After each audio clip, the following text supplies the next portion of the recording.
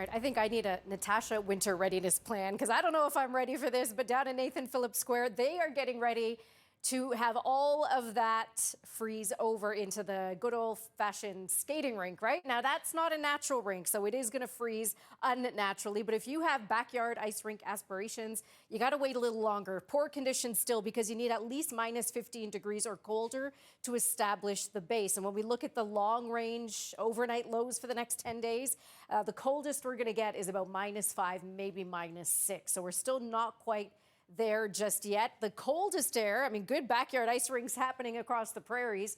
That colder air is seeping towards us. And so not just the overnight lows, even the daytime highs are going to struggle after this weekend into next week to come above the freezing mark. So we've got double-digit wind chills as well, even starting as early as this weekend. Friday night is going to feel like -8. Saturday night into early Sunday morning, that's when we start with the minus double digits. So make sure you are winter clothing prepared, right? And layers are going to be your best friend.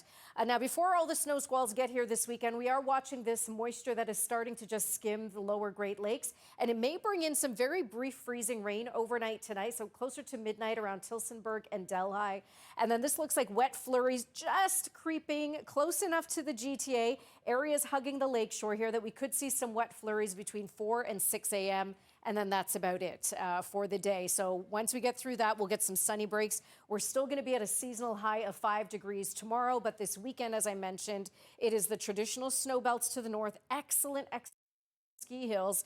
Right now, 20 to 40 plus centimeters of snow. The way that these snow squalls work, they target areas very locally and they wiggle around. And so depending on the wind direction, that band of snow could wiggle in and out of the city of Toronto. So let me show you one of those here on Friday. Friday during the day, most of the squalls will be to the north, but by the time 11, 12 at night hits, that wind could push that band from Lake Huron right into the GTA. So something that we're going to have to watch even into the 416 here. So that's going to be Friday night.